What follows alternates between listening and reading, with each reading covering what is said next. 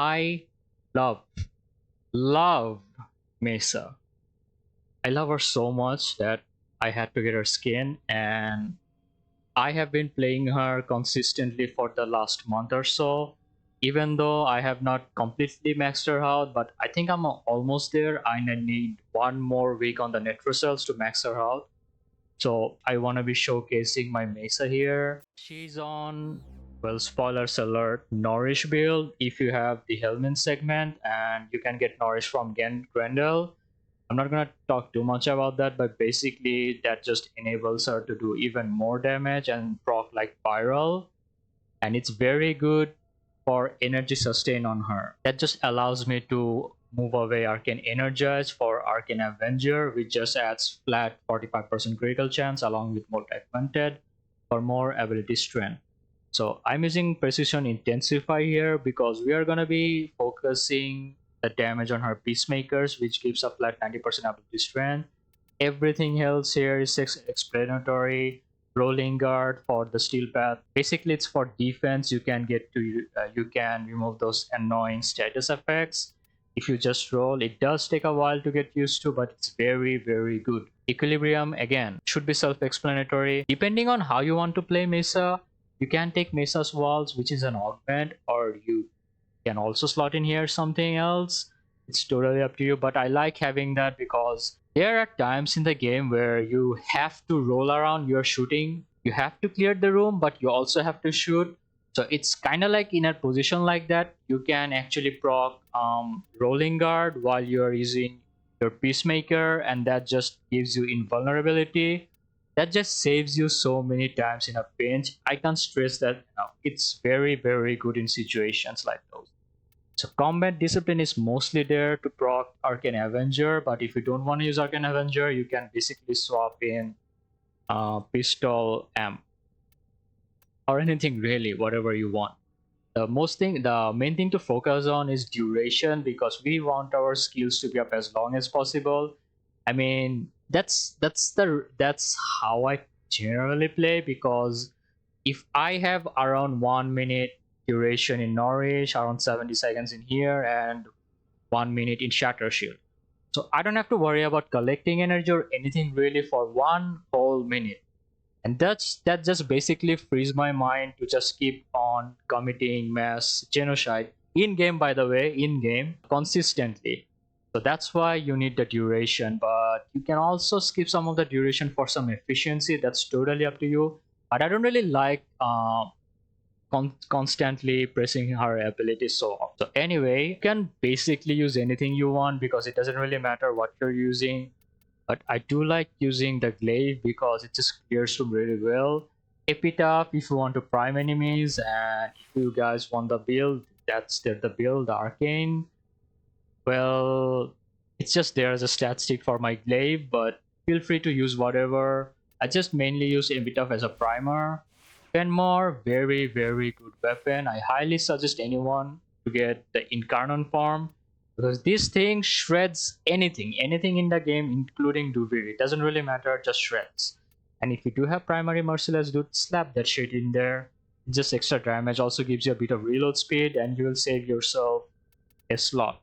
Finally, her Regulators herself. This can make or break a build, but generally people are gonna say to go for Corrosive Heat. That's only because it works consistently with the Archon Shards. So I'm gonna give you guys a bit more time to copy this build. Chances are you might not have the prime version of Target Cracker and Pistol Gambit. That's fine, use the regular ones. It doesn't really matter. We will have over 300 or 400% crit chance anyway. So use whatever galvanized mods you can get from Arbitration, Lethal Torrent. It's a rare drop, but you can also buy that one. You don't really need a lot of status, but that's the general build. You can also swap around to gas or radiation, but do keep in mind you won't be able to trigger the effect for these shards here. Now, Archon Shards are one of the latest additions to the game, as far as I know. I have no idea when it got added, but it's there now, and I have been farming for them for the last month. Only managed to get like 4 of them. One of them is not Tau Forge yet. But I think my build will be mostly complete once I get the Tau Forge version of the Ember Shard here, and I get the Tau Forge version of the Topaz Shard here. So I have around 75, 75, 75. That's like 225, 275, 275 critical chance here. But if I get this one, that's gonna be around 300% critical chance from 4 Archon Shards alone.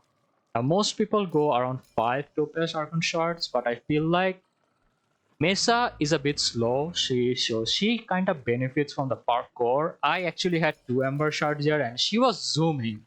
She was zooming, guys. So just one is more than enough. I don't have any shards right now.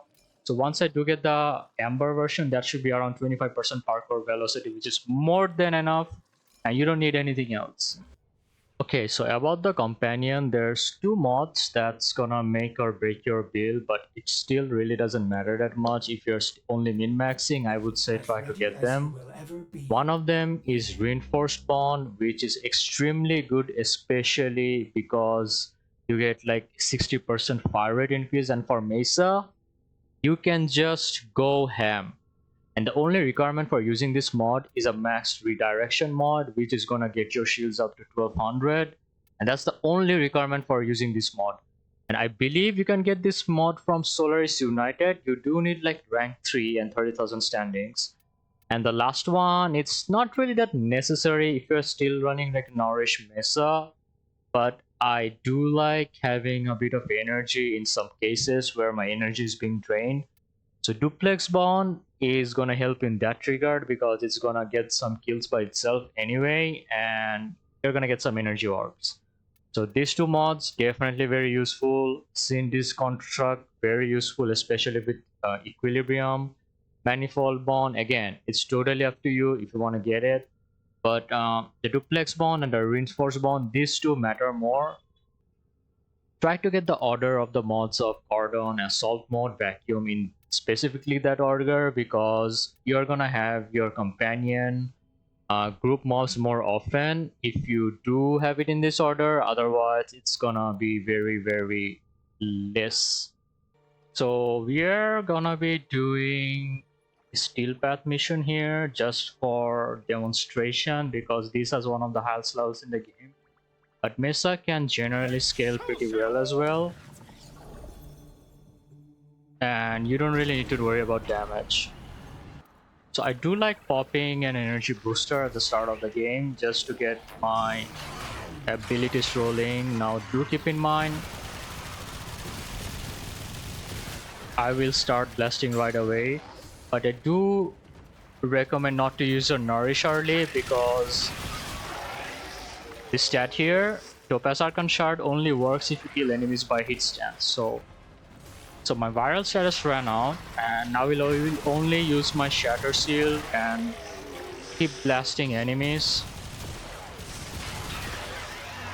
So the only reason I can very slowly walk, that's so loud, is because of my augment. But if you are in your if you do have the Mesa's World augment, you should be able to roll around pretty easily, and having like an Ember Archon Shard makes movement very, very easier, especially the rolling part, because you can cover a lot of ground very, very fast. So basically what you do with Mesa is hop into a room, clean that stuff, then move into another room.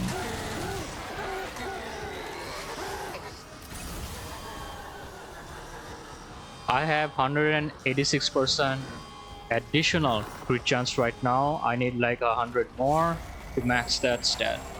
So it can take anywhere from a minute to 2 to 3 minutes to max that, depending on the number of spawns. So you don't really need to worry about that, and you don't really need to min-max that. But if you're really running out of energy, you can feel free to pop your Nourish early on so that you don't just start dying randomly because of lack of energy.